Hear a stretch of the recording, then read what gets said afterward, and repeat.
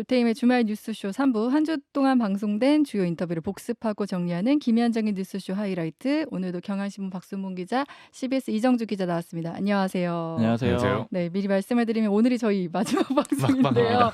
네, 후회 먼저 없이 얘기하나요? 네, 네. 알차게 꾸며보도록 하겠습니다. 우선 첫 번째 만날 인터뷰 주인공은 더불어민주당 박주민 의원입니다. 5월 29일 수요일에 있었던 인터뷰인데요. 21대 국회 마지막 본회의 최상병 특검법 재의결 다음 날 이뤄진 인터뷰인데 인터뷰 듣고 와서 얘기 나눌게요. 어제 21대 국회 마지막 본회의에서 최상병 특검법이 재표결에 붙여졌고 결국은 부결됐습니다. 표결 직전 여야 의원들의 발언 들어보실 텐데요. 국민의힘의 이미자 의원, 민주당 박주민 의원입니다. 대통령 흠집 내기 더 나가서 탄핵, 기승전 윤석열로 통하게 하기 위한 꼼수 전략이었습니다. 무엇이 더 진실을 밝히는 데 적합하고 국민의 요구에 부합하는지 제대로 된 판단을 해주셨으면 좋겠습니다. 예, 찬성 179표, 반대 111표, 무효 4표 나왔죠. 근데 이게 좀 희한한 것이 범야권을 다 합하면 179명이었어요. 범여권을 다 합하면 115명이었습니다. 따라서 국민의힘에서 찬성표를 공언했던 5명이 모두 찬성표 던졌다고 치면 오히려 범야권에서 반대나 무효 던진 사람이 5명 나온 게 됩니다. 이 부분에 대해서 지금 이제 민주당은 어떻게 해석을 하고 있을까 궁금하고요. 또 내일부터 열리는 22대 국회에서 민주당의 계획은 어떤지 궁금해서 모셨습니다. 더불어민주당 박주민 의원 어서 오십시오. 네, 안녕하십니까. 조금 전 화면 네. 같이 봤는데 민주당 의원들 중에 가장 열성적으로 국민의힘 이제 설득도 하고 편지도 보내고 그랬던 분으로서 네. 어제의 결과 어떻게 보셨습니까? 우선 이제 제가 해병대원 TF 단장이에요. 그래서 법안 자체를 제가 대표 발의했고, 예. 그다음에 신속 처리 안건 패스트 트랙으로 지정하는 것도 제가 지도부를 설득해서 그 당시에 이제 굉장히 좀 어려운 상황이었거든요. 당이 네. 과연 180개 이상의 표가 나올 것이냐 반신반의한 상태에서 열심히 해가지고 지정을 했기 때문에 저로서는 당연히 이 일을 열심히 할 수밖에 없는 상황이었는데요. 일단은 뭐 결과가 좀 너무 좀 그래서 어제 좀 굉장히 실망을 많이 했고요. 다른 의원들도 결과를 보고 좀 많이 힘이 빠져 하는 하루였어요. 힘이 예. 빠져. 사실은 부결이 될 거라는 전망은 뭐 많이들 하셨죠. 다만 이제 표수가 네. 박주민 의원도 한 9표 정도는 국민의힘에서 찬성표 나올 것 같다. 이탈표 나올 것 같다. 어제 아침에도 그러셨잖아요. 왜냐하면은 공개적으로 이제 찬성표를 던지시겠다는 분들이 5분이 계셨고요. 5분 계셨고. 예. 제가 이제 한 8분을 접촉을 했어요. 그 5분과 전혀 겹치지 않는. 예. 그랬을 때 그중에 절반가량 특히 그중에 1명은 확실하게 해주시겠다고 했거든요. 그리고 3분은 심각하게 고민을 하고 있다 그랬고, 예. 그리고 그 심각하게 고민을 하고 있다고 제가 이렇게 추상적으로 말씀을 드리지만 예. 아주 좀 이런저런 이유로 이런 사유로 뭐 이런 얘기까지 다 붙여가시면서 그래서 난 고민을 할 수밖에 없다 이렇게 얘기하시는 분들이었거든요. 그래서 사실상 느낌은 찬성이었어요. 예, 그래서 최대 9표, 그러니까 공개적으로 얘기하신 분이 5분, 예. 확실하게 해주시겠다고 했던 분 1분을 포함해서 4명 정도가 심각하게 고민하고 있는 것으로 저 나름대로는 파악을 했기 때문에 최대 9표까지는 나올 것 같다. 그렇지만 10표 이상, 2자릿수 이상의 이탈표가 나오면 뭔가 흐름이 보이는 거기 때문에 굉장히 유의미할 것 같고 기대한다. 이런 말씀 드렸죠. 예. 그렇죠. 왜 박주민 의원의 느낌이 달랐던 겁니까? 느낌과 결과는 달랐던 겁니까? 뭐 여러 가지 시나리오들이 나오고 있습니다. 뭐 오히려 이제 뭐 우리 당에서 이탈표가 나왔었다. 뭐 이런 시나리오도 있기도 하고요. 근데 그건 뭐 알 수가 없고요. 알 수가 없고 더 중요한 거는 이 상황에서 더 중요한 건 이번 표결을 경험 삼아 어차피 22대 때 지금 빨리 하자는 입장이고 또 그렇게 해야 될 필요가 있으니까 다시 이제 할 때는 좀 더 여당을 좀 잘 설득하고 하는 그런 것들을 좀 준비하는 게 더 중요할 것 같습니다. 예. 어제 기자들이 국민의힘이 5명, 그러니까 공개적으로 찬성을 공언했던 5명을 다 확인했대요. 근데 그 5분의 의원들은 다 찬성표 던졌다고. 잠깐 화면 좀 볼까요? 예. 보신 대로 그리고 또 지금까지 여러 번 의견을 밝힌 대로 투표했습니다. 정에 더 이상 끌려다니지 않도록 우리가 선제적으로 좀 적극적인 자세를 취하는 게 좋겠다. 제 생각에는 변함이 없습니다. 네. 예, 지금 안철수 의원, 최재형 의원의 목소리는 직접 들으셨고 다른 분들도 다. 근데 생각해 보면 그 5분이 공개적으로 찬성표를 던진다고 해가지고 이미 그 당 지지자들한테 욕먹을 건 다 먹었는데 굳이 반대표를 던져서 얻을 실익은 없기 때문에 이분들은 그대로 찬성표를 던졌을 가능성이 크고 그래서 이제 범야권에서 이탈표가 나온 게 아니냐 이런 지금 추정들이 나오는 것 같아요. 물론 범야권이라 하면은 꼭 민주당만 얘기하는 건 네. 아니죠. 뭐 여러 당이 있습니다만 그럴 가능성을 좀 보시진 않나요? 그러니까 뭐 아까 말씀드렸던 대로 뭐 분석을 하면은 뭐 여러 가지 시나리오가 가능할 것 같고요. 그러나 다 추정인 거죠, 사실은. 물론 네, 그렇죠. 그렇기 예. 때문에 뭐 저보고 이렇게 저렇게 분석을 해보라고 하시면 해보긴 해보겠지만 큰 의미는 없을 것 같고요. 예. 근데 왜 이제 부결이 몇 대 몇으로 됐느냐를 지금 따지는 게 중요하냐면 22대 국회에서 또 표결하실 거잖아요. 그러니까 또 발의하실 거잖아요. 22대 국회는 지금하고 상황이 많이 다를 겁니다. 아까도 밖에서 잠깐 말씀을 나누고 들어왔는데 국민의힘의 경우에도 50분이 넘게 거의 60명 가깝게 멤버가 바뀌고요. 예, 저희 더불어민주당도 상당히 많은 멤버가 바뀌게 돼서 그죠. 새로운 상황과 판에서 어. 추진되게 될 것이다. 이렇게 좀 보면 될 것 같고요. 이번처럼 똘똘 뭉치는 그러니까 국민의힘이 상당히 똘똘 뭉친 걸로 보이는데 네. 이런 분위기 아닐 거라고 보시는 거예요? 아니요. 사실은 저는 22대 때가 더 단단하긴 단단할 거다라고 봅니다.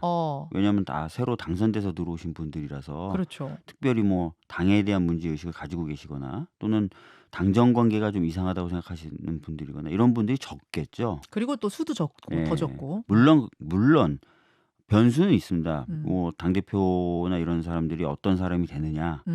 또 그러면서 전체적으로 당이 윤석열 대통령과 어떤 스탠스로 서게 됐냐. 이런 것에 따라서 변수는 생길 수 있는데 네. 기본적으로 의원들은 뭐 현재 제가 생각했을 때 뭐 낙선되셨던 분들에 비해서는 크게 불만이 없는 상태에서 들어오실 것 같다. 예, 예. 그래서 이제 22대 때는 그분들을 어떻게 잘 설득하느냐 또 전체 국민분들의 뜨거운 열기가 어떻게 유지되거나 강화되느냐 뭐 이런 것들이 굉장히 중요해지겠죠. 네, 더불어민주당 박주민 의원 인터뷰 듣고 왔습니다. 그 재의결 과정에서 찬성 179표 그리고 무효와 반대표가 115표가 나와서 이제 국민의힘에서 공개적으로 찬성할 거다 했던 의원이 5명이다 보니까 이거 오히려 야권에서 이탈표 나온 거 아니냐 이런 분석이 나왔잖아요. 근데 또 어떤 데서는 무효표가 이제 찬성을 표시했다 이런 보도도 있고 이 상황 좀 어떻게 봐야 될까요, 박수문 기자? 네, 그냥 크게 요약해 보면은 여야 모두 큰 이탈표는 없었다 이렇게 정리할 수 있을 것 같고요. 네네. 이제 무기명 투표여가지고 이제 그 경우의 수는 좀 많을 것 같아요. 근데 이제 다만 일단 공개적으로 그 여당에서 네. 찬성하겠다라고 했던 5명이 일단 어떻게 했느냐 여기에 대한 해석부터도 좀 분분하잖아요. 네. 그러니까 실제로는 뭐 반대표 던졌냐 아니면 무효표 던졌냐 이런 얘기들이 좀 분분한데 네. 다만 이건 뭐 확실히 알 수는 없죠. 일단 본인들은 그대로 했다라고 했고 그리고 이제 당에서 일반적인 해석들을 보면은 굳이 뭐 입장을 바꿀 그러니까 공개적으로는 찬성을 하고 실제 표는 다르게 던질 만한 그런 요인은 별로 없다라는 거예요. 네. 왜냐면 이제 이미 그렇게 표명을 하면서 뭐 강성 지지층한테는 비판을 받기도 하고 네. 반대로 좀 뭐 중도나 개혁적인 그런 지지층한테는 이제 일종의 뭐 좀 좋은 호감을 얻는 이런 상황을 받은 거잖아요. 네. 그러니까 이제 굳이 이걸 뒤집을 필요가 없다라고 보면은 결국에는 이제 양쪽 모두 그냥 이제 큰 이탈표 없이 이런 정도 수준으로 좀 유지가 됐다. 이게 좀 그냥 얘기고요. 그래서 네. 지금 많이 하는 얘기들은 이제 추경호 원내대표하고 여당 쪽에서 나온 얘기들은 추경호 원내대표하고 그다음에 대통령실의 그 정무수석, 홍철호 정무수석, 정무 네, 기능이 네. 좀 일부 살아난 거 아니냐 이런 평가들은 일단은 하고 있습니다. 이정주 기자는 어떻게 봤어요? 저도 비슷한 그건데요. 네. 이건 해석과 추론의 영역은 그렇죠. 네, 어차피 그 해석을 하더라도 그 5명 그분들이 뭐 무기명이기 때문에 뭐 사실 어떤 말을 하든 간에 그걸 우리가 확인할 수는 없잖아요. 근데 이제 다만 그거는 그 박순봉 기자의 의견에 동의를 해요. 네. 찬성을 하겠다고 공개적으로 표명을 했는데 네. 뒤에 들어가서 만약에 반대를 했다? 이게 과연 합리적인 그걸까요? 그러니까 겉으로는 중도표를 얻으려고 찬성을 해놓고 뭐 안철수 의원 같은 경우, 김웅 의원 같은 경우에 들어가서는 그래도 우리 당론인데 이걸 반대해줘야지. 네. 이렇게 해서 그 사람들이 얻을 게 크지 않거든요. 굳이. 네네. 예. 그렇게 할 수는 있죠. 앞에서는 예를 들면 오히려 반대를 해놓고 들어가서 찬성을 할 수는 있어요. 그래도 이건 좀 해줘야 되지 않나? 네네. 내지는 나는 지난번에 낙천했는데 복수 좀 해야 되지 않냐? 이렇게는 오히려 합리적인데 네네. 그 반대의 역의 상황은 그렇게 쉽게 납득은 안 가요. 근데 그 표 자체가 그렇게 막 의미를 둘 만한 표는 아닌 것 같아서. 근데 이제 박주민 의원이 22대에서 최상병 특검법 다시 발의하겠지만 22대에선 처리가 더 어려울 수 있다. 그래서 당과 정부의 관계를 모르는 의원들이 많기 때문에 그럴 수 있다 했는데 실제 민주당이 국회 개원 첫날인 그제 최상병 특검법을 재발의했는데 범위도 이제 기존보다 확대됐고 또 특검 권한도 강화됐습니다. 이렇게 되면서 오히려 또 더 이제 처리가 어려워진 거 아니냐 이런 얘기도 나오고 있고요. 좀 어떻게 전망하세요, 박순봉 기자? 양쪽이 다 있는데 네. 일단 말씀해주신 대로 여당 쪽에서 반발할 만한 그런 문구들이 일부 좀 추가는 됐어요. 네. 교섭단체하고 비교섭단체가 2명의 특검 후보를 추천을 해가지고 이제 그 중에 한 명이 대통령이 고르도록 했고 네. 그 다음에 이게 3일 이내에 고르지 않으면 연장자가 그렇죠. 이제 선택이 되도록 네네. 그러니까 이제 시간을 끌 수 없도록 돼 있다라는 거고 그다음에 교섭단체 비교섭단체 이건 해석을 해보면 교섭단체는 민주당이 추천을 하는 거고 비교섭단체는 조국혁신당이 추천을 하는 걸로 이제 해석이 되거든요. 네. 그럼 이제 야당의 두 당이 이렇게 모든 후보를 추천하는 이런 구조에 대해서는 국민의힘에서 반대할 가능성이 굉장히 그렇죠. 높죠. 네네. 특검법 자체에 대해서 좀 찬성 의견이었다고 하더라도 이건 너무 여당 의견을 수용을 안 하는 거 아니냐 이렇게 좀 반발하면서 내용 네. 때문에 그 찬성을 안 할 수 있는 그런 가능성은 충분히 있습니다. 그래서 요건 이제 박주민 의원 말대로 더 어려운 지점, 그러니까 어렵게 보일 수 있는 그런 대목이고요. 네. 근데 반대로 또 상대적으로 좀 처리하기가 쉬워질 수 있는 가능성들도 여러 가지가 있죠. 일단 첫 번째는 의석 구조가 네. 훨씬 그 야당 입장에선 좋아지잖아요. 192석이 되고 그다음에 국민의힘은 108석밖에 안 되니까 네. 이탈표가 8석만 나오면 되니까 그걸 이제 끌어오는 건 훨씬 더 쉬운 일이 됐다. 네. 왜냐면 전에는 이제 요번에는 17표였거든요. 그쵸. 그러니까 네. 그것보다는 훨씬 절반 정도밖에 안 되는 거니까 절반도 안 되는 거니까 더 쉬워졌다라고 볼 수가 있고요. 네. 그다음에 두 번째 지점은 이제 계속해서 국민의힘은 분리를 할 것인가 말 것인가 이런 고민을 하게 될 거예요. 네. 대통령 지지율도 발표가 또 됐는데 음. 21%로 역대 최저치로 네. 나왔거든요. 그 한국갤럽 조사했는데 네. 취임 이후에 최저치였습니다. 그래서 그런데 이제 반대로 국민의힘 같은 경우에는 오히려 올랐어요. 정당 지지율이 올라서 1%포인트 차긴 하지만 민주당보다는 높아졌거든요. 그럼 이제 이 상황들을 국민의힘 입장에서 봤을 때는 대통령실하고 분리해서 가야 되는가라는 그런 고민에 빠질 수밖에 없는 거예요. 네, 왜냐하면 네. 대통령실하고 그다음에 여당이 일체로 가게 될 경우에는 네. 오히려 이제 여당 입장에서는 우리가 이제 짐을 지고 가는 그런 느낌이 들 수가 있잖아요. 네, 네.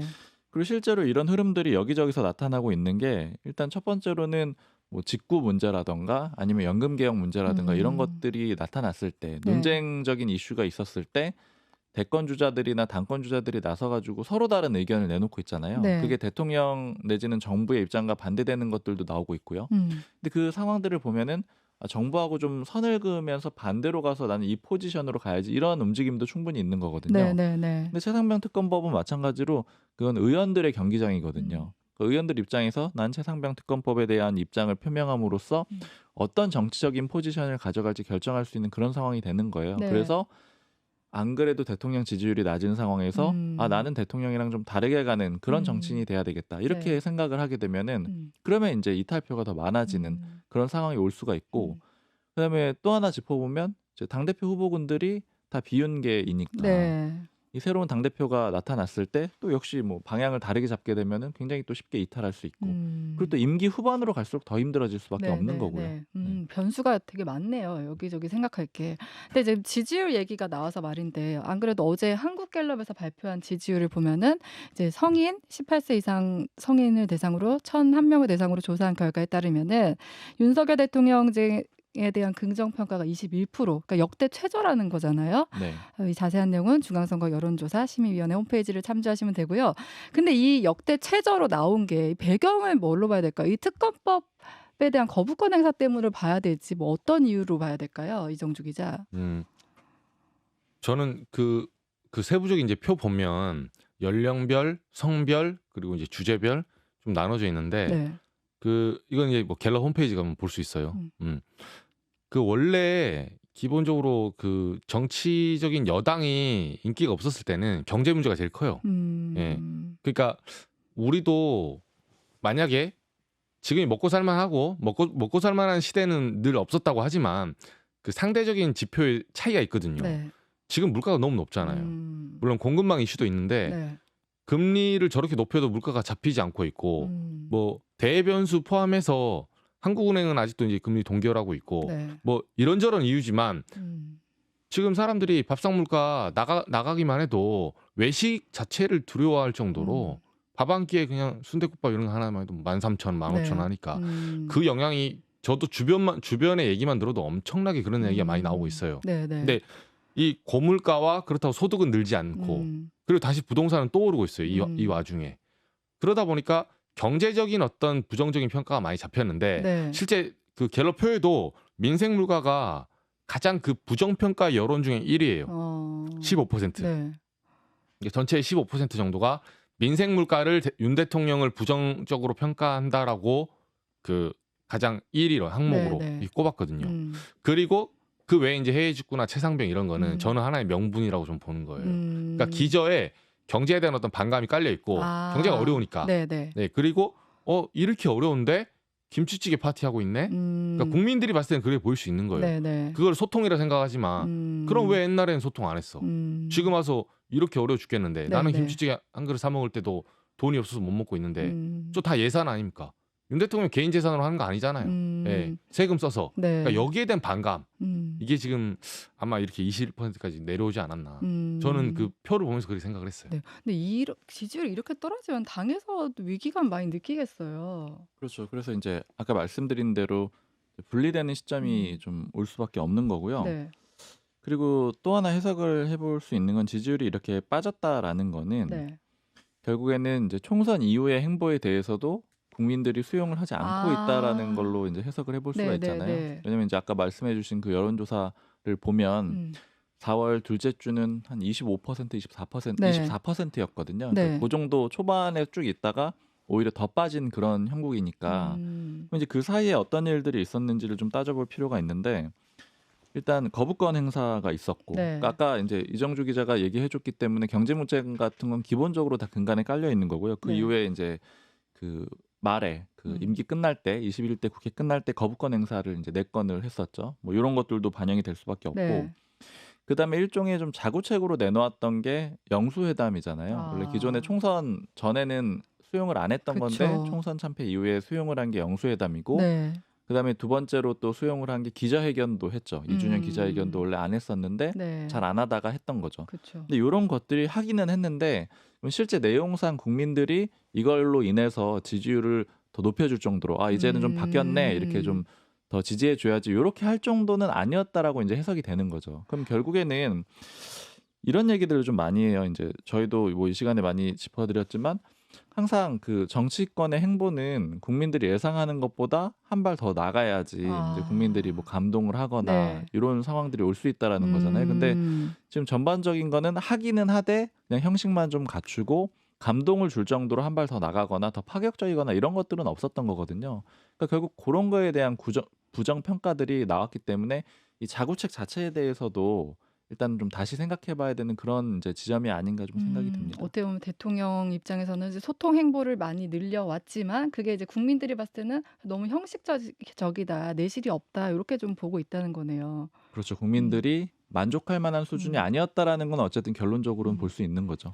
그리고 이제 좀 짚어봐야 될 게 이게 그 아까 특검법 재의결됐던 상황과 그 최근의 상황이 조금 이제 달라진 게 그 이종섭 전 장관하고 윤석열 대통령 그 통화한 사실이 드러나고 이게 언론 보도를 통해서 계속 증폭이 되고 있잖아요.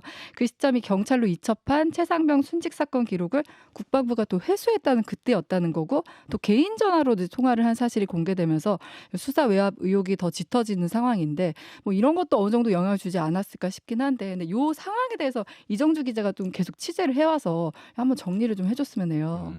이게 좀 사안이 어려운데 네. 그 제가 이제 짤막하게 2가지 포인트에서 정리를 해드리면 그러니까 이게 상황이 계속 움직이고 있으니까 사람들이 경찰을 이첩하고 회수하고 이게 법상 뭐 맞니 안 맞니 하잖아요. 근데 이걸 이렇게 보시면 돼요. 군 내 사고가 나면 네. 그 법을 개정했어요. 왜냐하면 군대 내에서 사고가 난 다음에 지금까지 은폐한 사례가 너무 많아요. 네, 네. 과거에 윤일병 같은 경우는 만두 먹다 질식사 있다 했거든요. 근데 부검해 보니까 갈비뼈가 부러져 있었어. 뭐 그런 식으로 네, 네. 실제로 폭행으로 죽은 거죠. 네. 그러니까 군 내에서 사고가 발생하면 견제의 장치가 없기 때문에 그 사고 자체도 외부의 독립기관한테 주라 이 소리예요. 네, 네, 네. 너네끼리 짬짬이 하지 말고 그래서 군대 내 3대 사고 그러니까 군 이전의 사고나 성범죄나 아니면 그 자연사가 아닌 범죄로 인한 사망 이 3대 사고는 무조건 경찰에 이첩을 시켜요. 경찰, 공수처, 검찰, 네, 외부 네. 기관에. 예, 이게 이제 원칙이 그렇다는 거고 네. 그래서 최상병 사망 같은 경우는 원래는 이런 거예요. 원래는 그 군 내에서 수류탄 사고 이런 거 있잖아요. 눈앞에서 이제 사고사잖아요. 그러면 재판권이 군대 내부에 있어요. 그러면 군 내에서 처리를 하면 돼요. 군 검찰이 기소하고. 네. 근데 처음에는 이 사고가 강물에서 이제 실종자 수색하다가 사고인지 또는 이게 일종의 범죄가 섞여 있는지 이렇게 몰랐는데 박정훈 대령은 이걸 과실치사로 본 거예요. 네, 네, 왜냐하면 네. 임성근 전 사단장이 당시에 카톡 내용이나 수색 그 대대장들에게 현장에서 무리하게 수색을 들어가 시켰다는 거잖아요. 이거 예. 지금 비 오고 힘듭니다 하는데도 구명조끼 안 합니다. 그냥 공부할 좀 잘했네 하다 보니까 이게 과실치사 네. 의도가 있다는 거예요. 범죄죠. 음. 그러니까 이제 경찰로 이첩을 시킨 거예요. 네. 왜냐하면 군대 내부에서 법상 하면 안 되니까 경찰에서 객관적인 기관에서 조사를 해야 되니까 이첩을 한 건데 이 이첩을 이제 회수하는 과정이죠. 이 이첩하는 것에 대해서 이종섭 장관도 초반에 동의를 했어요. 네. 이게 이 문제예요. 그러니까 처음부터 아 이건 아닌데라고 잘랐어야죠. 근데 사인한 거예요. 네. 사인했는데 다음 날 02800 다시 이태원로 어디서부터 전화가 옵니다. 네, 네. 용산 대통령실이었어요. 그러니까 당연히 퍼즐이 네. 용산에서 누가 전화가 와서 그걸 받고 아 이게 압박 때문에 회수한 거 아니냐라는 의혹이 나왔고 네. 그 의혹의 지금 정점에 윤석열 대통령이 개인 전화로 했다. 여기까지 네, 나오는 거예요. 그쵸. 이제는 그 누가 어떤 기사에도 얘기했지만 용산 대통령실이 아니라 대통령이에요. 이제는 이제 타겟이 바뀐 거예요. 완전히. 네. 정점이 하나로 바뀌었고 대통령이 직접 해명을 해야 되는 지금 시점이 왔습니다. 그 전화를 그러니까 전화 통화 기록만 나왔으니까 네, 네. 전화를 했다는 사실이 나왔잖아요. 이거는 통화 기록이 나왔으니까 할 말이 없는 거고 만약에 아니면 아니라고 하셔야 돼. 그러면 이제 공수처 기록과 싸워줘야 돼요. 네. 근데 이건 너무 좀 무모한 싸움이고 기록은 맞는 것 같아요. 네. 기록이 맞는데 그러면 그 기록 속에서 무슨 말을 했는지 그쵸. 대통령의 해명이 필요한 시점이라서 네, 네. 이제는 탁구로 보면 스매싱이 윤석열 대통령한테 간 거예요. 대통령이 받아야 되는 시점이죠. 네, 네. 그래서 지금 이게 지지율과 모든 영향 이게 윤 대통령 향해서 이제 칼끝이 가고 있다. 지금 이 공격 서브 온 거를 네. 윤 대통령이 받아내야 돼요. 지금 이제 그래서 기다리고 있다. 이 시점이고 두 번째는 이게 제가 핵심적으로 보냐면 이게 왜 이 사안이 중요하냐면 그 거짓말을 한 거죠. 지금 사실은 이종섭 장관이 거짓말한 겁니다. 네, 네. 근데 김계한 사령관도 거짓말했어요. 최근에 아. 자기 국가안보실하고 통화한 거 몇 차례냐 했더니 국회 국방이 나가서 작년에 네, 네. 한 차례 했다고 했어요. 근데 한 국방이 차례가 나가서. 16차례 네, 나왔잖아요. 네, 네. 지금 이미 국방이 나가서 거짓말한 게 드러났어요. 네, 그리고 이종섭 장관도 예결이나 국방이 나가서 자기는 이 건과 관련해 통화한 적이 없다. 네. 근데 통화한 게 나왔잖아요. 그래서 저는 법리니 뭐니 그리고 지금 와서 이쪽 변호인이 그 내용에 대해서는 뭐 이 사건과 관련 없다. 그건 중요하지 않아요. 네, 왜? 네. 일단 진술의 신뢰성이 무너진 거예요. 이제 앞으로 김계한 사령관이나 네. 이종섭 장관이 하는 말을 무슨 말을 하더라도 어떻게 믿겠습니까? 이 진술의 일관성, 네. 그 신뢰가 무너졌기 때문에 앞으로 이 두 분은 어떤 말해도 믿지 않아요. 여기는 일단 거짓말 한다고 보고 사람들이 가는 거죠. 아. 수사기관도. 네. 그래서 이 신뢰를 무너뜨렸다는 게 사실은 저는 큰 변곡점이 됐다고 봤어요. 지금 그래서 언론 보도들도 계속 어떻게 보면 계속 단독 보도가 쏟아지고 있는데 그래서 야당에선 이게 뭐 박근혜 전 대통령 뭐 태블릿 PC와도 좀 비유가 되고 있어요. 국민의힘이나 정치권에서는 이 상황의 파장 좀 어떻게 전개될 걸로 보고 있어요? 일단 그 여권의 입장은 네. 그 통화 사실 자체만으로 문제 삼을 수 없다 이런 입장이거든요. 그러니까 이제 계속해서 나온 입장인데 대통령하고 국무위원 뭐 네. 장관들이 통화하는 거는 당연하다. 그리고 그 실제 통화 내용이 어땠느냐가 좀 중요한 건데 네. 그 통화 내용에 이제 최상병 사건 관련된 거는 이제 없었다. 주로 이제 우즈벡하고 뭐 방산 협력이라던가 이런 것들을 네. 주로 대화를 나눴다라고 해서 이제 문제가 없다라는 그런 쪽으로 좀 보고 있는 상황이고요. 네. 다만 이제 파장을 좀 예측을 해보자면 지금 이제 보수 언론 쪽에서도 이제 대통령이 좀 직접 답을 해야 되는 그런 아. 시점이다 이런 얘기들이 좀 나오고 있거든요. 네. 결국 윤 대통령의 입장을 좀 요구할 가능성이 있는데, 근데 이제 이것과 관련해 가지고 대통령이 답을 할 때 뭐 여러 가지 좀 어려운 점들이 있는 상황이긴 해요. 왜냐면 이제 개인 휴대전화를 왜 썼느냐 요 문제도 그쵸. 또 한 가지 네. 쟁점이 되고, 그다음에 이제 말씀해 주신 대로 그 실제로는 그 이제 최상병 관련해 가지고는 얘기를 안 했다. 요 부분에 대해서도 해명을 하게 될 텐데, 네. 그러면 이제 아예 안 했느냐 요런 걸 가지고 또 일종의 이제 말 맞추기 논란 요런 것들도 또 나올 수가 있는 상황이거든요. 음. 그래서 이제 이런 점들은 좀 어렵다라고 봐 가지고 네. 좀 그 대응을 좀 고심하고 있는 이런 분위기가 있습니다. 그러니까 다만 이제 모 고위 관계자 발로 이제 나온 기사를 보니까 향후에 대통령이 직접 입장을 밝힐 가능성도 있다 이런 얘기들이 나오고 있거든요. 네네네. 근데 이제 다만 여기 민감하기 때문에 어느 시점에 할지 뭐 어떤 톤으로 할지 이런 것들은 좀 지켜봐야 될 것 같아요. 이정주 기자 덧붙이면. 저는 국민의힘에서 이제 뭐 원내 핵심 관계에 솔직히 물어봤어요. 제가 네. 이 사안을 어떻게 정리하고 혹시 가려고 하냐. 그러니까 그렇게 얘기하더라고요. 그러니까 윤 대통령의 어떤 해법에 대해서는 거리를 좀 두고 있어요. 알아서 하시겠지. 약간 이런. 그러니까 제가 한 칸 더 들어가서 물어봤거든요. 지난번에 취임 2주년 때 그 윤 대통령이 통화했다고 하지 않았냐. 그쵸. 네. 근데 그거는 동문서답을 하신 거예요. 제가 몇 번 얘기했는데 그 전화는 8월 2일이 아니에요. 7월 19일 최상병 사망 이후에 그쵸. 국방부 장관한테 질책성 당부를 했다고 한 거잖아요. 그러니까 사고 직후에 왜 굳이 실종자 찾는데 이렇게 무리하게 해서 그쵸. 뭐 장병들을 이렇게 하냐. 약간 어떻게 보면 약간 미담으로 조금 미담으로 이렇게 세탁하는 그런 전화예요. 근데 네네. 지금 그 전화를 말한 게 아니에요. 시점 자체가 완전 다른 전화입니다. 이건 8월 2일 날 경찰로 이첩된 이후에 이날 12시 17분부터 세 차례 전화가 와요. 이때 그러면 갑자기 이첩된 날인데 네. 이첩된 날 전화해서 아니 근데 왜 무리하게 수색을 해서 느닷없이 그렇게 하겠냐고요. 내용이라는 게 그 장소와 시간이라는 게 있는데 이게 설득력이 없어요. 네. 그래서 제가 이렇게 물어봤어요. 근데 의원님 근데 그거는 그 전화는 그때 그 당시 전화고 동문서답을 하셨으니까 8월 2일 전화로 우린 얘기한 거다. 거기에 대한 답이 필요하다. 근데 그러니까 약간 거리감을 두시더라고요. 약간 모르는 척하면서 대통령이 알아서 하시지 않을까? 이런 식의. 그러니까 사실 이거는 국민의힘 쪽도 지금 답이 없는 거예요. 그러네요. 이거 명확한 대답을 할 수 있는 사람이 없습니다. 어떻게 대응을 하느냐에 따라 다음에 다른 사실이 또 드러났을 때 거기에 또 대응할 명분이 또 없게 되는 거니까. 그렇죠. 요 시간이 딱 하필 안타깝지만 이제 민주당 쪽에서는 그러더라고요. 어떤 의원은 아니 알리바이를 쓸 수 있는 여러 날짜가 있는데 8월 2일은 빠져나갈 수가 없어요. 네. 8월 3일 날 그러니까 뭐 좀 웃기지만 8월 3일만 돼도 뭐라 좀 갖다 붙일 수 있거든요. 8월 1일은 딱 떨어지는 날이에요. 이날이. 이날만큼은 전화를 해서는 안 되는 날이죠. 네네네. 네. 이런 상황에서 윤 대통령이 그제 그 국민의힘 워크숍을 참석을 했어요. 그러니까 네. 3년 연속 워크숍 참석하는 것도 좀 이례적인 것 같긴 한데 지금 이 상황에서 이렇게 워크숍 가는 건 좀 어떻게 봐야 될까요? 어떤 의미가 있다고 봐야 될까요? 이제 말씀하신 대로 현직 대통령이 참석하는 것 자체가 처음이었거든요. 네. 2022년에 갔을 때 윤 대통령이 그해 처음 갔는데 그거 자체도 현직 대통령이 참석한 건 처음이었고요. 그다음에 이어서 2년째도 가고 또 올해도 가고 이렇게 했으니까 모든 게 다 이례적인, 네. 모든 게 다 새로운 그쵸. 기록인 그런 상황이고요. 네네. 흐름상으로 보면은 일단은 그냥 꾸준히 참석하기로 마음을 먹은 걸로 그렇게 보이죠. 일단 기조 자체는 그런 건데 네. 이제 해마다 그 발언들을 보면은 뭘 중요시 여겼는지 그런 것들은 볼 수가 있거든요. 네네. 근데 올해는 이제 지난 일은 잊고 한 몸이 돼서 뛰자 이런 취지로 얘기를 했기 때문에 이건 이제 당정 일체 이런 것들을 좀 강조한 걸로 보이고요. 네. 이건 아무래도 지금 의석수가 적다 보니까 좀 똘똘 뭉쳐야 된다 이런 취지로 얘기를 한 걸로 보이죠. 그러니까 이제 여소야대 국면을 잘 벗어나 보자, 네. 극복해 보자 이런 취지인 거고요. 작년에는 이제 이념이 가장 중요하다 이런 얘기를 했거든요. 그러니까 그때는 한참 윤석열 정부가 이념에 대한 얘기들을 많이 할 때였는데 그 연속선상에서 얘기한 걸로 그렇게 보이고요. 네. 그다음에 2022년에도 비슷했어요. 약간 당정 일체를 또 언급을 했었거든요. 근데 그때는 무슨 일이 있었냐면은 이준석 전 대표가 징계를 받은 후였어요.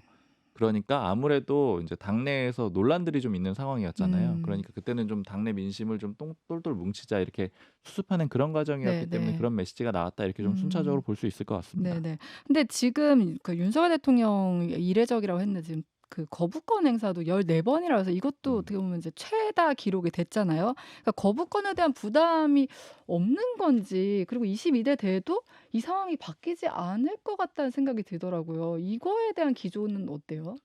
그 여당이나 여권 쪽에서 거부권에 대한 부담이 없진 않아요. 다 부담을 가지고 있습니다. 네. 그걸 제가 단적으로 좀 이제 얘기를 들었던 거는 그 국민연금 개혁을 할 때 네. 거의 마지막에는 43% 소득 대체율이 43% 44%까지 붙었잖아요. 네.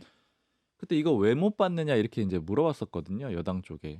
그러니까 요 정도 수치면 거의 붙었으니까 수용이 가능할 것도 같은데 왜 안 받느냐 이렇게 물어보니까 뭐 네. 다른 여러 가지 이유들도 있었는데 뭐 주도권이라든가 음. 여러 가지 이유들도 있었는데 또 하나의 이유로 얘기를 하는 거는 법사위원회를 또 열어야 되고 본회의를 또 열어야 되는 게 부담스럽다는 거예요. 왜냐하면 그렇게 열게 되면은 민주당이 요 연금 개혁만 처리하는 게 아니고 다른 법안을 같이 올리게 될 텐데 그렇게 되면 법사위에서 한번 막는 모습을 또 보여야 되고 네. 그다음에 그 넘어가가지고 또 본회의에서 다른 법안들이 올라가 있으면은 대통령이 또 거부권을 행사해야 되는 그런 상황이 오지 않겠느냐. 그러면 거부권 폭탄을 써야 되기 때문에 그런 상황을 좀 사전에 막아야 된다 이런 얘기들을 해요. 그러니까 결국 이 얘기는 너무 많은 거부권을 쓰는 건 당연히 부담스럽다라고 생각을 하고 있는 거죠. 근데 일단 여당 쪽에서는 좀 억울해하는 것도 있죠. 이게 지금 여소야대 국면이다 보니까 어쩔 수 없이 거부권이 기대는 거다. 뭐 이런 표현도 좀 같이 하고 있습니다. 네, 여기서 잠깐 쉬었다 올게요. 네, 주말 뉴스쇼 3부 함께하고 계십니다. 두 번째로 만나볼 인터뷰 주인공은 국민의힘 나경원 의원입니다. 22대 국회 개원 첫날인 그제 목요일에 진행된 인터뷰인데요. 인터뷰 듣고 와서 얘기 나눌게요. 나경원 의원 지금 만나고 있습니다. 근데 엊그제 맞죠? 27일 한국신문방송 편집인협회 주최 그 포럼에서 월요일이었습니까? 네. 선거제 개편뿐만 아니라 개헌 논의도 마다하지 않아야 한다. 특히 대통령 임기 단축 필요성에 대해서 논의에 따라 이어갈 수는 있다고 본다. 그렇게 말씀을 하셔서 그러니까 여당 내에 묘한 파장이 좀 있었어요. 그게 저는 그러니까 이게 처음 거는 제가 언급을 한 거고 네네. 두 번째 거는 질의응답 과정에서 나온 얘기인데요. 제가 분명히 말씀을 드리지만 야당이 지금 탄핵을 포장하기 위한 뭐 임기 단축을 하자고 막 하는 그 개헌 논의에는 저는 절대 찬성하지 않습니다. 말하자면 조국 대표가 지금 그 얘기 계속 하고 있잖아요. 투 네. 트랙이다. 하나는 임기 단축 개헌이고 하나는 탄핵이다. 이 얘기 이게 계속 하고 말도 안 되는 것이요. 사실은 저는 일단은 개헌론자입니다. 왜 개헌론자냐? 이 권력 구조가 지금같이 대통령 1인에게 집중되는 이 대한민국은 늘 끊임없이 정쟁하게 돼 있어요. 그래서 아시다시피 국회가 다음 정권을 가져오기 위해서는 끊임없이 대통령의 비협조 그다음에 대통령을 견제하는 것을 넘어서 끌어내려야 된다는 생각을 하기 때문에 국회가 건강하지 못해요. 그래서 네. 저는 권력 구조를 예전부터 개편해야 된다라고 이야기를 했고요. 예. 임기 단축 얘기는 뭐 이제 이 전체적인 원래 헌법을 개정하면 그 개정 헌법은 지금 대통령에게는 적용될 수가 없어요. 미래 대통령부터 적용이 되는 것이고 그와 관련된 일반론이 약간 이제 섞여서 오해의 여지가 있을 수 있게 들렸는지 뭐 그러면 이런 얘기고요. 지금 대통령 임기 단축하자는 이야기는 전혀 아니었다. 전혀 아니죠. 그냥 원론적인 이유가 예, 그러니까 뭐 지금 대통령 임기 단축 문제는 사실은 5년을 뽑아준 거기 때문에 이거 뭐 대통령도 함부로 결단할 수는 없는 얘기지만 뭐 대통령이 결단하면 뭐 이런 이야기는 제가 언급을 했지만 그거는 어쨌든 국민과의 약속이거든요. 그래서 일반론적인 얘기가 이렇게 와전이 됐고요. 이게 아마 이제 전당대회와 가까워져 오니까 요 말 한마디 한마디가 더 좀 당에서 예민하게 받아들여지는 것 같아요. 지금 뭐 당에서 예민한 게 너무 많아.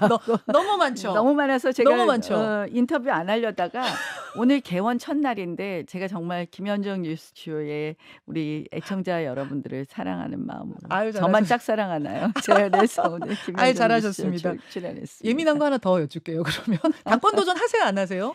제가 계속 말씀드리지만 아직 조금 고민의 시간이 남았어요. 55%라고 말씀하신 게 마지막으로 제가 기억하는데 지금 몇 퍼센트 됐습니까? 지난번에 네.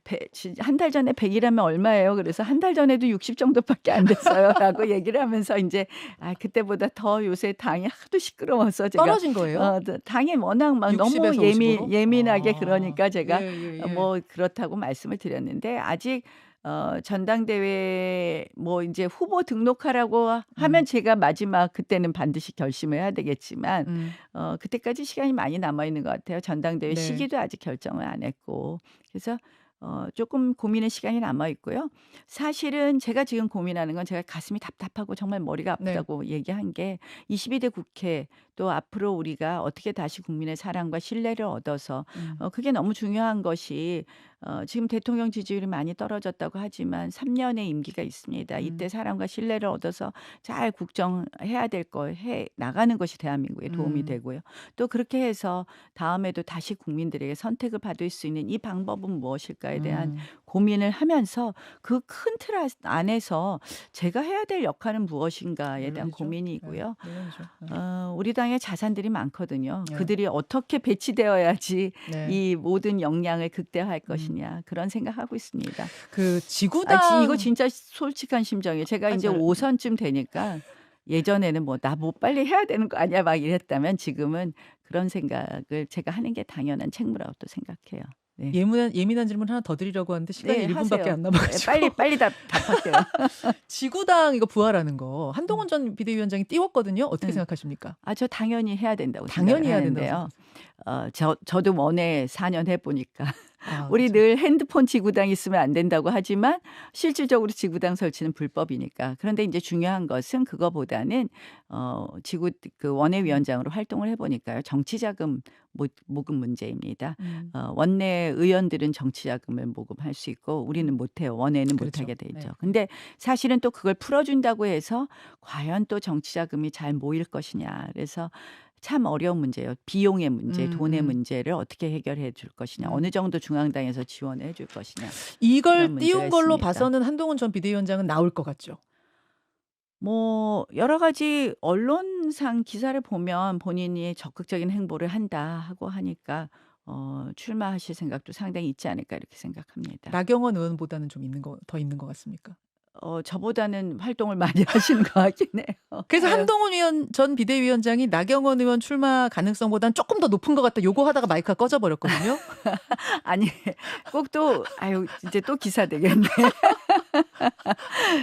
제가 이제 앞으로 정말 국회도 더 사랑받고 우리 당도 더 사랑받도록 저도 열심히 노력하겠습니다. 예. 제가 저도 요새 보니까 지지율이 너무 제가 요새 많이 빠졌던데 좀 많이 사랑해 주세요. 열심히 하겠습니다. 출마가에서 아까 그 55에서 지금 인터뷰 끝나고 나서 조금 더 올라갔습니까? 우리 김현정 선생님과 애청자 여러분들이 도와주시면 조금 올려보겠습니다. 네, 국민의힘 나경원 의원 인터뷰 듣고 왔습니다. 특검 얘기는 이제 앞에서 많이 해서 국민의힘 상황을 중심으로 좀 얘기를 해보려고 하는데요. 나경원 의원 이번 주에 한국신문방송편집인협회 주최 포럼에서 이제 개헌 논의가 필요하다, 대통령 임기 단축 포함해 논의할 수 있다라고 얘기를 해서 또 다른 당권 주자인 윤상현 의원이나 또 추경호 원내대표로부터 이제 비판을 받았는데 나 의원 왜 이 시점에서 이 얘기를 하게 된 건지 좀 궁금하더라고요. 뭐 누가 얘기해 주실래요? 아무래도 좀 나경원 의원이 최근 이제 포지션을 보면은 네. 뭐 어떤 이슈에 대해서는 좀 윤석열 정부랑 가깝게 음. 또 어떤 이슈에 대해서는 좀 멀리 이렇게 좀 왔다 갔다 하고 있는 그런 상황이 좀 있거든요. 네, 네. 이 개헌 논의에 대해서도 처음에는 이제 언급을 했다가 또 나중에 한번 주워 담았거든요. 이게 윤석열 대통령의 임기 단축을 얘기하는 건 아니다 이렇게 좀 수습을 했어요. 네. 그래서 이제 이런 과정들은 당원들의 분위기를 좀 체크하는 게 아닌가 이런 해석들을 뭐 관계자가 하더라고요. 당원들. 예를 들면 윤석열 대통령에 대해서 비판적인 얘기. 이게 네. 임기 단축은 그 중에서도 가장 이제 강력한 비판 중에 그쵸. 하나인 거잖아요. 네. 그러니까 대통령 스스로 내려놔야 되는 문제이기도 하고 임기를 줄이는 이런 문제를 언급한 거는 결국에는 이제 비윤 그 당원들을 좀 겨냥한 그런 행보인 거고. 네.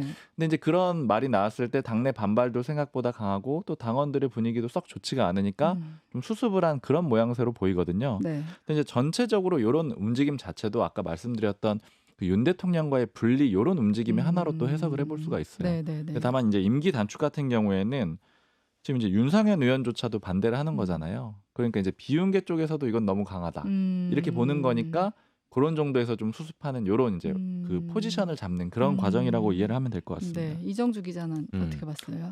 이게 그 프레스센터에서 열린 네. 그 포럼 한국신문방송 편집위원회 주최 네. 토론회에서 이제 나온 말인데 제가 일단 이 워딩을 그대로 한번 읽어드릴게요. 어. 이거는 해석 전에 워딩이 네. 이렇게 났거든요. 그 이제 야당인데 이제 가로치고 야당에서 4년 중임제 이런 논의를 하면서 대통령 임기 단축 이야기도 하는 것으로 알고 있다.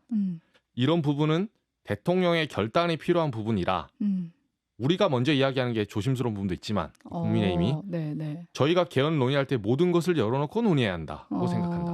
이게 마지막 문제의 키포인트예요. 네네. 논의할 때 개헌 논의를 할 때 모든 것을 열어놓고 논의해야 된다고 생각한다. 네, 대통령의 결단이 필요한 부분이죠. 네. 근데 잘 보세요. 이게 지금 와서는 이제 나중에 말을 주워 담으시면서 네. 자기는 이제 이 다음 그러니까 중임제를 하면 네. 지금 5년 단임제잖아요. 이 다음 대통령들이 4년 중임제 뭐 하는 거 얘기를 한다. 그럼 윤석열 대통령의 결단이 왜 필요합니까? 다음 대통령인데. 다음 대통령 하시면 되지. 그러니까 이거는 현재 대통령이 임기 단축할 때 결단이 필요한 부분이에요.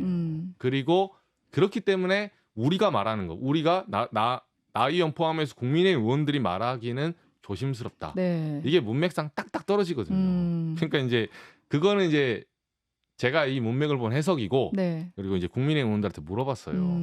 나 의원하고 친한 분들 네네. 관계자 물어보니까 이 얘기 하더라고요. 아니 그러니까 결국 나 의원의 나경원 의원이 그 바라는 지향점이 뭔가 여기서부터 생각을 해야 되는데 차기 대선 그러니까 대선 주자라고 생각을 하는 거죠. 아. 그리고 가깝게는 서울시장. 그러면 지금 대선이나 네. 서울시장을 가기 위한 이걸 역산했을 때 포석을 깔려면 네. 중도층으로 가야 돼요. 비윤 반윤까지는 모르겠는데 중도를 잡아야 네. 나경원 의원에게는 길이 열려요. 네. 그리고 서울에서 네. 벌써 이제 5선이시잖아요. 그 국민의힘에서 여성 의원 중에 수도권 5선 의원 없습니다. 네. 네. 그 거의 유일무이한 존재가 됐거든요. 그래서 갈 수 있는 자리는 굉장히 많아요. 심지어 하반기 국회의장도 노릴 수 있습니다. 네. 그래서 나이언 입장에 선택지가 많은데 네. 본인은 이 선택지 중에 그 가장 빠른 길을 이제 중도층을 잡아야 된다고 마음속으로 생각을 하고 있고 그 마음이 포럼 하실 때 토론에서 투영된 거 아닌가라고 이제 국민의힘 의원이 얘기해 주더라고요. 아. 그리고 요건 좀 안타까운 건 뭐냐면 하루 만에 걷어들였잖아요. 네, 이제 그쵸. 비판이 오니까 네. 아직은 이게 이제 각 세운 걸 조금 뭐랄까 의도한 건 아니고 원래 이거를 의도한 경우도 있어요. 홍준표 시장 같은 경우 의도합니다. 일부러 툭 던져놓고 실수한 척하면서 포격이 들어오면 한 발 물러서요. 네네네. 네, 근데 일단은 탄핵을 코끼리는 생각하지 마처럼 탄핵을 언급하면 할수록 이게 사람들 머릿속에 각인이 되거든요. 근데 지금 이제 나경원 의원도 어딘 보면 탄핵 같은 거 언급할 때가 아니다. 언급하면서 언급하지 않자고 하면서 언급하는 효과가 있거든요. 네네네. 근데 이게 이제 아주 고수들이 하는 그런 셈법인데 나이언 같은 경우는 그런 스타일은 아니에요. 보면 그러니까 지난번에 그 헝가리 모델, 예, 그 예전에 초반에 그 저출산 부위원장 하시면서 헝가리 모델 저출산 그 부동산 냈다가 용산에서 바로 사회수석이 나와가지고 막 설명하고 반박하고 하는 바람에 걷어들였잖아요. 네. 이제 사실은 약간 그때의 기시감이 있더라고요. 있다고 이제 국민의힘 관계자들이 얘기해 주더라고요. 근데 어떻게 보면 이런 점이 그러니까 나경원 의원 같은 경우 이제 당권에 나설 거라고 우리가 이제 추측을 하잖아요. 근데 요런 약간 이렇게 한번 했다가 발을 빼는 점들이 리더십 면에서는 조금 이제 좀 마이너스가 되지 않을까 싶긴 한데 이런 부분은 좀 당권 주자로서는 어떻게 봐야 될까요? 뭐 아무래도 비판적인 얘기들이 좀 있죠. 그러니까 이제 말을 좀 바꾸는 거, 이런 뭐 오락가락한다 이런 표현들은 좀 쓰는데 다만 뭐 좀 긍정적으로 평가하는 경우는 그 요즘에 국민의힘에서 김무성 전 대표 리더십 괜찮았다 이렇게 평가하는 목소리들이 다시 좀 들리기도 하더라고요. 네네. 근데 예전에 김무성 전 대표가 뭐 몇 시간의 법칙 뭐 이런 얘기도 있었어요. 네. 얘기를 해놨다가 뭐 예를 들어 청와대에서 좀 반박을 한다거나 아니면 뭐 반발이 다른 데에서 크게 나온거나 이러면 좀 물러서고 이런 경우들이 좀 있었는데 당시에는 그걸 좀 비판적으로 많이들 얘기를 했지만 지나고 보니까 좀 수용을 하고 이런 모습도 좀 의미가 있는 거 아니냐. 그래서 네. 사실 이제 요번 건 같은 경우에는 이제 오락가락했다. 그래서 이제 비판적인 목소리가 많은 게 사실이지만 또 이제 너무 그 한 이제 정치인이 계속 밀어붙이기만 하는 건 네. 안 좋다. 이런 뭐 옹호도 있고 좀 섞여 있습니다. 지금 근데 앞서 뭐 서울시장 대통령 선거 이런 얘기를 했는데 이런 상황에서 지금 당권 주자로 거론이 되잖아요. 나경원 의원 같은 경우는 이날 인터뷰에서 아직 고민의 시간이다 했는데 그래도 나오겠죠? 어떻게 전망하세요? 근데 저는 그 지금 고민하는 선택지 중에 네. 약간 당대표, 서울시장, 대선. 근데 이거 추론인데 제 추론인데 이 대선에 도움이 되냐 이거예요. 대선 가도를 가는 여러 네. 그 돌다리 중에 하나거든요. 그러면 당권으로 가는 게 도움 될 것인지 서울시장으로 가는 게 도움 될 것인지 네. 결국은 그 종착지는 정해져 있어요. 언젠가는 정해져 네, 있는데 네, 네. 아니, 그걸 하겠다는 게 아니라 어느 정치인이나 거기를 향해서 가거든요. 북극성 같은 거죠. 네, 네. 근데 이제 가장 지름길이 뭐냐 이 판단을 지금 하고 있는 거고 네. 아까 말씀드린 것 중에 저는 나 의원에 대해서 조금 죄송하지만 이런 박한 평가가 있어요. 왜냐하면 물론 유연성이 필요하죠. 정치인에게 절대 법칙이 어디 있습니까? 때로는 유연성이 필요하고 때로는 자신의 잘못을 시인하면서 방향을 바꿀 필요도 있어요. 네. 근데 그 전제가 하나 있습니다. 그거는 국민들이 원하지 않았을 때. 나는 예를 들면 윤 대통령 지난번에 뭐 69시간이나 최근에 해외 직구나 이런 거 얘기했다가 걷어들였잖아요. 물론 그 파동이 너무 잦으니까 문제인 거지.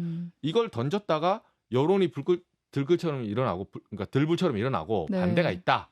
그러면 나는 국민들의 여론으로 뽑힌 내가 민주주의에서 네. 마찬가지로 국민이 주인이다. 이렇게 하는 거는 유연성이고 명분이 있어요. 근데 지금 이거는 임기단축 개헌은 사실 국민들은 이게 너무 어렵기도 하고 여론조사 하면 뭐 여론의 결과도 없어요. 근데 다만 당에서 윤상현 의원 뭐 포격하고 용산 대통령실에서 발끈하고 이러다 보니까 하루 만에 확 선회한 거거든요. 요게 과연 그러면 이게 과연 리더로서 정치권의 리더로서 이게 믿을 수 있는 어떤 행보인가? 네. 라는 비판을 이제 국민의힘 고위 관계자 얘기해 주더라고요. 차라리 이런 게 있었으면 이건 국민들이 반대한 게 아니지 않냐. 네. 그러면 아니 소신으로 말할 수도 있다. 그 고위 관계자는 그러더라고. 자기는 여기에 반대하지만 이 소신을 말하는 사람에게도 자기는 나름 일리가 있다고 생각한다. 근데 일관성 있게 밀어붙여야지 그러면. 네. 이렇게 얘기를 하더라고요. 그리고 이제 전당대회 얘기가 나와서 한동훈 전 위원장 얘기를 또 해야 되는데 지금 지구당 부활을 띄웠어요. 왜 이런 얘기를 하는 건가요? 구조적으로 보면은 네. 그 지구당 부활은 전당대회 이슈 중에서 굉장히 그 당권 주자에겐 유리한 이슈예요. 왜냐하면 국민의힘 같은 경우에는 네. 낙선자들이 되게 많잖아요. 현역 의원들이 적고요. 네. 원외위원장들이 굉장히 원하는 게 지구당 부활이거든요. 네. 그 원외위원장들이 가장 좀 힘들어하는 게 지역에서 활동을 해야 되니까 사무실을 하나 내고 또 상주하는 직원 한두 명 쓰고 이런 것들을 해야 되는데 그 비용이 너무 많이 든다라는 거예요. 네. 서울이나 수도권 같은 데는 뭐 1,000만 원 이상 든다 그렇죠. 이런 얘기들도 하거든요. 네. 근데 그 돈을 전혀 지원받지 못하고 자기 돈으로 하니까 그래서 이제 그 정치인들이 많이 하는 얘기가 변호사가 제일 좋다. 왜냐면 변호사는 사무실을 그냥 내놓고 지역에 네. 그러면서 겸사겸사 활동도 하고 또 일도 할 수 있잖아요. 네. 근데 그게 아닌 경우에는 굉장히 경제적인 부담이 큰 거거든요. 그렇죠. 근데 지구당이 네. 부활이 되면은 이제 당으로부터 중앙당으로부터 돈을 지원받을 수가 지원받고, 있거든요. 네. 그래서 이제 이게 일종의 원외위원장들의 염원 사업 같은 거기 때문에 이걸 이제 찬성을 해주게 되면은 108명이잖아요. 네. 그럼 나머지 지역구의 상당 숫자의 그 원외위원장들의 지지를 받을 수 있는 그런 카드이기 때문에 네. 이거를 한동훈 전 위원장이 얘기를 한 다음에 국민의힘에서 많이 그런 얘기를 했어요. 그 전당대회에 나오려는 것 같다. 그러니까 이거는 지금 이 시점에 던진다라는 거는 네. 하필 이 이슈를 그거는 이제 전당대회 포석으로 보인다 이런 해석들이 좀 많았습니다. 어떻게 보면 이제 표를 확보하기 위한. 근데 지금 민주당에서도 지구당 부활에 동의를 하고 있어요. 이재명 대표도 지구당 부활은 중요한 과제라고 했는데 이 민주당에서 또 찬성한 이유는 뭘까요? 민주당은 이제 전체적으로 흐름을 보면 이재명 대표가 당원들을 굉장히 중요하게 생각을 네. 하거든요.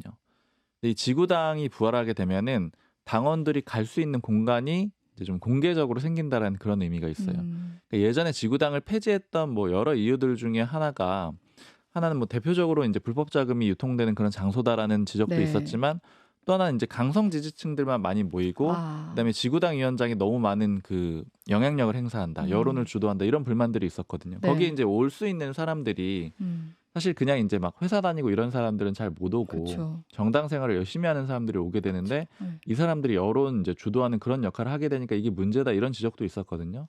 근데 지금 민주당 같은 경우에는 그 강성 당원들 혹은 뭐 이제 권리 당원들의 그런 목소리를 많이 반영하고 싶어 하니까 그런 공간 하나 만들어주기만 되면 당원들이 이제 아예 공식적으로 목소리를 낼 수가 있게 되잖아요. 지금 민주당의 전반적인 움직임들은 여러 분야에서 다 당원들의 그런 투표 비중을 반영해주겠다 이런 흐름이 있으니까 네. 그 창구를 공식적으로 만들어주는 역할이 되고 그럼 네, 이거는 네. 국민의힘 같은 경우에는 원외위원장이 좋아하는 거였다면 이건 이제 당원들이 좋아하는 이슈니까 또 이제 당원들을 많이 바라보는 이재명 대표 입장에서는 좋은 그런 카드가 되는 거죠. 어떻게 보면 뭐 각 당 이유는 다르지만 어떻게 보면 다 본인들의 입지를 강화하기 위한 수단으로도 볼 수 있겠네요. 그렇죠. 이거는 사실 크게 민생과 관련된 그런 의제는 아니에요. 네, 네. 그냥 다 당과 관련된 얘기잖아요. 그렇죠. 그래서 네. 제가 인상적으로 들었던 거는 이 부분을 지금 여야가 공감대를 보이니까 사실 22대 국회는 굉장히 강대강대치잖아요. 네. 유례가 없을 정도로 싸울 예정인데 근데 이 와중에 여야가 공감대를 보인 게 음. 자기들 관련된 문제다. 그러니까 이런 지적을 누가 하더라고요. 그러니까 민생이 아니라 이런 문제에 공감대를 보인다. 이건 이제 결국에는 좀 이제 비판받을 정치권이 비판받는 그런 지점이 될 수 있겠죠. 네. 그리고 이제 민주당 얘기 짧게 하나 하면은 이제 그 대선 출마를 준비하는 당대표 등은 대선 1년 전까지 사퇴하도록 규정한 당원의 개정을 추진한다고 해서 이게 이재명 대표 연임 위한 거 아니냐 이런 얘기 하는데 어떤 상황일까요, 이정주 기자? 저는 아까 지구당하고 좀 연동되는 얘기인데 네. 이게 지금 좀 인물로 비유하자면 그런 것 같아요. 과거에 그 외교 정책으로 봤을 때는 적대적 공생관계, 적대적 그 거울 양자 효과, 네. 박정희와 이제 김일성의 어떤 공존이죠. 네. 그러니까 뭐냐면 누굴 박정희로 놓고 뭐 이걸 떠나서 민주당에서는 이재명 대표, 그 국민의힘에서는 한동훈 비대위원장, 이 일극 체제. 그러니까 중요한 건 정치판이 양극 체제를 지금 만들려고 하는 거고, 그래서 홍준표, 김기현, 뭐 조국신당, 조국혁신당뿐만 아니라 지구당 다 반대하고 있어요. 왜? 이게 원톱 체제가 되거든요. 예, 지구당이 되는 순간에 네. 정당 보조금을 다 지구당이 내려줄 수 있거든요. 예, 그리고 과거 차떼기도 했으면 지역 유지들에 대한 그 손벌리가 쉬워요. 옛날 같지는 않지만 네. 그래서 지구당이 하나의 그 자금 공급책이 된단 말이에요. 이제 센터를 만드는 거게 되고, 그러니까 당연히 중앙 집권 쪽으로 예전에 네.